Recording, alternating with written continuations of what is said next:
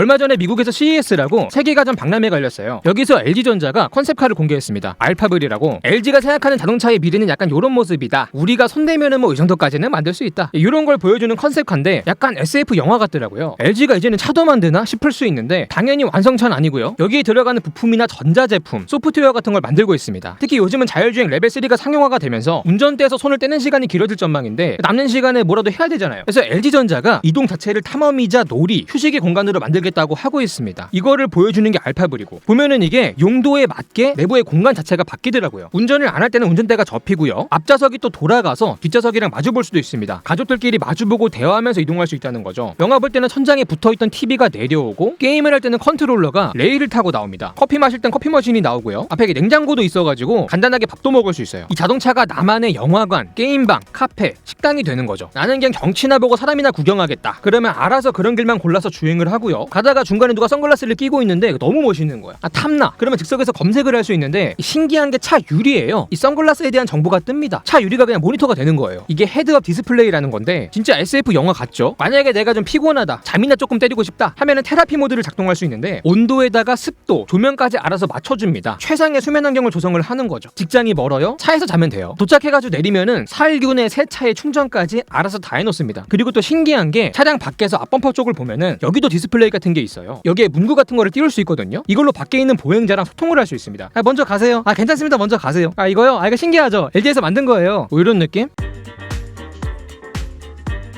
이런 식으로 자동차 안에 들어가는 전기 장비나 장치를 만드는 사업을 전장사업이라고 하는데 이 LG전자도 이게 미래 먹거리라고 보고 VS 사업본부라는 곳에서 꾸준히 이걸 해왔거든요. 아무래도 완성차 업체에 납품하는 B2B 사업이라서 우리 같은 일반 소비자들이 잘 몰랐다 뿐이지 이미 주력 사업 중에 하나예요. 진출한 지 10년 만에 연매출 10조를 달성했다고 하니까 확실한 실적 효자로서 자리를 잡고 있습니다. 이름 되면 다 알만한 글로벌 완성차 업체들이 LG전자에서 부품을 받아서 쓰고 있는데 굉장히 마음에들 들었나봐요. 여기저기서 막 LG전자에다 상을 주더라고요. 헤이 LG 반도체 앵코 났다면서 납기 어떻게 맞췄어? 덕분에 우리도 숨통 튀게 됐다. 기술도 혁신적이고 사랑해요 LG전자. 뭐 이러면서 상 같은 거를 준 거예요. GM, 폭스바겐, 르노 뭐 이런 데서. 그리고 자동차는 이제 기계가 아니라 전자제품이다. 하드웨어보다는 소프트웨어가 중심이 될 것이다. 요즘 이런 말들 많이 하죠. 여기서 소프트웨어가 중심이 되는 차를 SDV라고 하는데 앞으로 이 SDV가 대세가 되면은 자동차에는 더 많은 부품이 들어가게 될 것이고 전장 시장의 수요도 전망이 좋다고 본 거죠. 그래서 LG전자 역시 다양한 사업을 하고 있는 겁니다. 사업 분야는 크게 인포테인먼트 시스템, 커넥티비티, 차량용 디스플레이, 에이다스 비전 시스템이 있는데 먼저 인포테인먼트부터 말씀드릴게요. 쉽게 그냥 운전석 오른쪽에 보면은 내비게이션 나오고 음악이랑 라디오 나오고 뭐 전자기기 뭉치 같은 거 있죠. 요거를 인포테인먼트라고 보면 되거든요. 이게 자동차의 하드웨어나 소프트웨어를 관리하면서 일종의 자동차의 두뇌 역할을 하고 있어요. 근데 앞으로 자율주행이 널리 퍼지게 되면은 이동 중에 오락을 즐기는 시간이 많아질 것이고 이 인포테인먼트도 더 많은 컨텐츠가 필요해질 거예요. 이미 이걸로 영화 보고 게임까지 하는 시대가 왔죠. 그만큼 전망이 참 좋은 시장인데 이 인포테인먼트 분야에서 LG전자가 글로벌 리딩 업체 중에 하나입니다. 그리고 이런 인포테인먼트를 가능하게 하는 게 텔레매틱스, V2X, 안테나 기술 같은 커넥티비티 기술이에요. 보통 정보통신이랑 관련된 사업인데 쉽게 그냥 5G나 GPS 같은 거 떠올리면 되거든요. 이런 통신 기술이 자율주행에서 굉장히 중요합니다. 교통상황 같은 정보를 계속 주고받아야 되니까요. 근데 이 중에 핵심인 텔레매틱스 시장에서 LG전자가 전 세계 점유율 1등을 찍었어요. 이 텔레매틱스가 쉽게 생각하면은 차에 스마트폰이 들어있다 생각하면 되는데 그래서 통신 기술이 중요한 것이고 LG전자가 여기서 경쟁력이 또 있는 게 원래 휴대폰 사업을 했었잖아요. 해서 4G나 5G 관련 특허만 해도 24,000개가 있대요. 다음으로 전기차 쪽에 부침이 좀 있긴 하지만 장기적으로 보면 성장할 사업인데 관련해서 LG전자가 키우고 있는 게 이 파워트레인이에요. 여기서 전기차에 동력을 전달하는 구동계 부품을 만들고 있는데 전기 모터나 인버터, 컨버터 같은 게 있죠. 요거를 어떻게 만드냐에 따라서 전기차의 성능이 달라지거든요. 이 동력이 전달되는 효율이 개선이 되면은 전기차의 연비가 좋아지고 당연히 주행거리가 늘겠죠. 한정된 배터리 용량으로 최대 효율을 뽑는 겁니다. 그리고 LG 하면은 또 디스플레이 쪽이 강하잖아요. 근데 앞으로는 자동차에 지금보다 훨씬 더 많은 디스플레이가 들어가거든요. 조수석이나 뒷좌석에도 들어가고 그냥 거울일 뿐이었던 백미러 그리고 사이드미러도 디스플레이가 되고 앞에서도 말씀드렸지만은 전방 유리창도 이제 투명 디스플레이가 되는 거예요. 이제는 도로 봤다 내비 봤다 도로 봤다 내비 봤다 하지 않아도 됩니다. 그냥 도로만 보고 있으면은 거기 내비가 다 깔리는 거야. 짱이죠. 그리고 디스플레이도 그냥 기성품을 넣는 게 아니고 차량마다 어울리게 따로 디자인을 한다고 해요. 그때그때 컨텐츠를 즐기는 방식에 따라서 디스플레이 자체도 다양하게 변형이 되더라고요. 뭐 꺾이고 휘고 넣다 뺐다 수납을 합니다.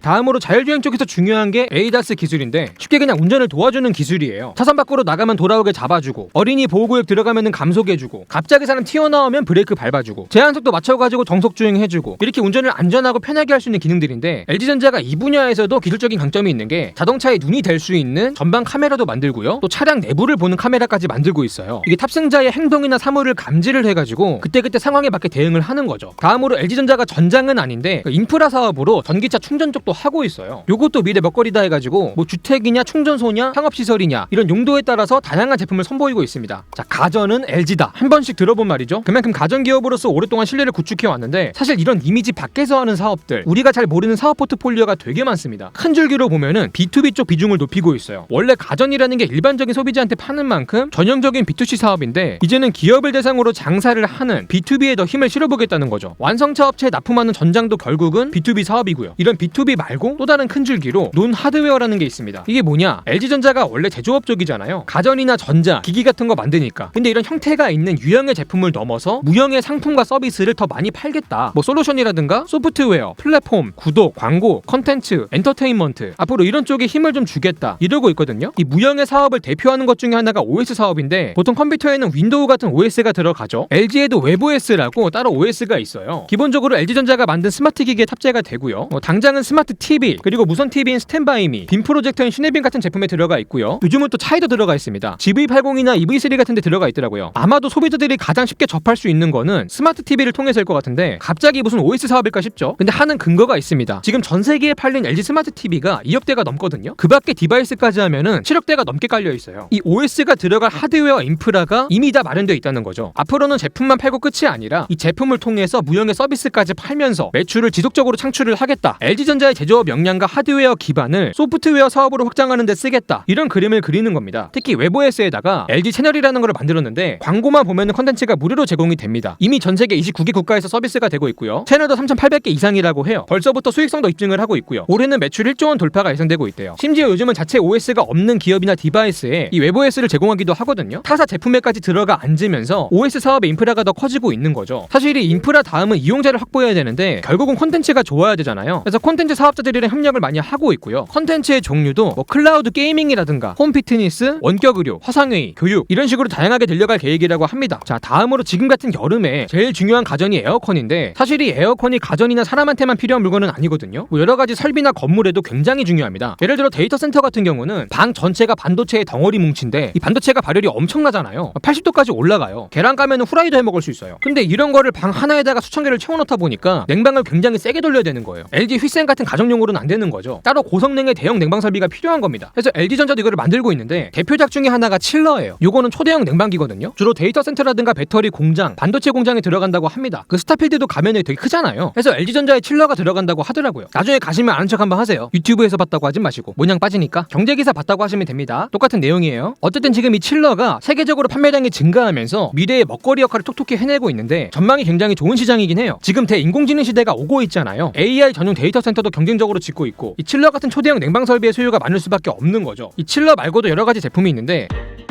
예를 들어 가지고 하우스 농장은 냉방보다는 난방 설비가 필요할 것이고, 또 반도체 공장은 초미세 공정이라 먼지 한 톨 떠 있으면 안 되기 때문에 공기 정화 설비가 대용으로 들어갈 수 있는데, 특히 요즘은 탈탄소에 대한 관심이 좀 깔려 있잖아요. 때문에 화석연료를 쓰지 않는 난방 시스템이 주목을 받고 있어요. 대표적인 제품으로 히트펌프라는 게 있습니다. 이게 뭐냐? 보통 물펌프는 중력을 거스르면서 물을 낮은 곳에서 높은 곳으로 끌어올리잖아요. 마찬가지로 히트펌프라는 것도 열을 인위적으로 끌어오는 역할을 합니다. 특히 지열이라든가 공기열처럼 자연적으로 발생된 열을 끌어다가 필요한 곳으로 보내는 역할을 하는 거죠. 보다시피 화석연료를 쓰지 않기 때문에 비용도 아끼고 탄소 배출도 줄일 수 있거든요. 특히 유럽은 친환경에 대한 관심도 많고 재생에너지 수요가 많아가지고 LG전자도 주요 시장으로 잡고 있는데, 문제가 유럽은 우리랑 환경이 다르기 때문에 독일 현지에다 연구소를 세우고 현지 환경에 맞게 히트펌프를 개발을 하고 있다고 합니다. 다만 이게 히트펌프라는 물건의 특성상 엄청 추운 데선 효율이 잘 안 나온대요. 그래서 이거를 개선을 하겠다고 알래스카 현지에도 연구소를 세웠습니다. 이 춥고 아무것도 없는 곳에서 연구원들이 고생하시는데, 참고로 이 히트펌프 같은 경우는 중소형의 주거 공간에서도 사용할 수 있고요. 뭐 공기난방이나 바닥난방, 급탕이 가능합니다. 집안의 공기, 바다, 물을 데울 수 있는 거죠. 이 LG전자가 공조 사업에서 경쟁력이 있는 이유가 모터나 컴프레서 같은 제일 핵심이 되는 부품들을 자체적으로 개발을 하고 있어요. 이 모터는 동력을 만드는 부품이고 컴프레서는 냉매가스를 압축을 해가지고 순환하게 만드는 부품인데 이 심장이 혈액을 짜가지고 혈관을 타고 순환시키는 거랑 비슷하다고 합니다. 이런 식으로 LG전자가 공기의 온도나 습도, 청정도 같은 것들을 조절하는 솔루션을 제공하고 있는 거죠. 요것도 이제 B2B 사업인데, 자 마지막으로 가전 기업으로서도 혁신을 하고 있는데, 이 가전이라는 게 원래 가사노동을 줄이는 역할을 하잖아요. 근데 앞으로 LG전자의 목표는 이 가사를 줄이는 수준이 아니라 아예 가사노동을 재료로 만들어가지고 가사 해방을 이루고 우리의 삶의 질을 높이겠다고 하고 있어요. 특히 가사에서 육체노동은 꽤 줄었지만 인지노동은 거의 안 줄었거든요. 냉장고에 있는 식재료를 어떻게 처리를 할지, 이거 쉰 것 같은데 먹어야 되나 버려야 되나 고민을 하는 것 자체가 정신노동을 하는 거예요 이미. 근데 앞으로는 이런 인지노동을 인공지능 로봇이 대신해줄 수 있다는 거죠. 모든 가전들을 연결을 해가지고 중앙에서 통제를 하고 집안일 전체를 유기적으로 관리를 한다는 거예요. 나만의 집사, 가사 도우미가 생기는 겁니다. 실제로 이번에 LG전자가 AI 컴패니언 디바이스라고 인공지능 자율주행 로봇을 공개했거든요. 만약에 이제 냉장고인데 안에 카메라가 달렸다, 그러면 이 카메라를 통해서 식재료를 파악을 하고 이거랑 맞는 요리를 로봇가 추천을 해주는 것도 가능할 수 있다는 거예요. 아니 주인님 그 파스타 면 사놓고 맨날 왜 라면 드세요? 이런 식으로 나를 조금 혼낼 수 있는 거죠. 그리고 특이한 점은 이게 오픈 플랫폼이에요. 누구든 툴이나 콘텐츠를 개발할 수 있고 누구나 이거를 받아가지고 이용을 할 수 있어요. 나한테 필요한 기능을 추가해 나가면서 맞춤형으로 업그레이드 할 수 있다는 거죠. 예를 들어가지고 반려견 도우미로 특화시킬 수도 있고, 당뇨를 앓고 계시는 부모님을 케어해줄 수도 있고, 우리 아이 숙제 도우미가 될 수도 있다는 거예요. 가능성이 무궁무진한 거죠. 그리고 가사 도우미라는 게 눈치가 좀 있어야 되거든요. 기생충 영화 보면 선 넘는 거 되게 민감해 하잖아요. 만약에 내가 이제 와이프랑 부부싸움을 하고 있어요. 설거지 언제 할 거냐 문제로 하고 있는데 옆에서 이렇게 로봇가 설거지 걱정 없는 LG 식기세척기 이러면서 눈치 없이 로봇가 틈새 광고하면 안 되잖아요. 그래서 LG전자가 이제 눈치 기능을 넣은 거예요. 로봇가 내 목소리나 표정을 보고 감정을 파악해서 대응을 한답니다. 그러다가 보면 나한테 맞춤형으로 길들여지고 단순히 명령만 주고받는 게 아니라 소통하는 관계가 된다는 거죠. 이런 식으로 빅테크 기업들이랑 협력이 가능한 이유가 전 세계 7억 대 이상의 디바이스가 깔려있기 때문이에요. 빅테크 기업 입장에서 봐도 이건 완전히 그냥 데이터 학습의 장인 거야. 이 정도면 거의 뭐 학회죠. 자, 여기까지 LG전자의 다양한 사업 분야에 대해서 알아봤습니다. 모빌리티에 H백에 웨브OS에 AI 홈에 생각보다 되게 많은 걸 하고 있죠. 우리가 알던 LG전자의 이미지랑 많이 다른데 이제는 집이라는 공간을 넘어서 우리 삶 전반의 모든 곳에서 새로운 경험을 주는 기업이 된 것 같아요. 공간과 미래를 연결하는 혁신적인 기업으로 변하고 있는 LG전자의 앞으로를 기대해 보겠습니다. 오늘 영상 여기까지고요. 지금까지 지식한 입의 한 입만이었습니다.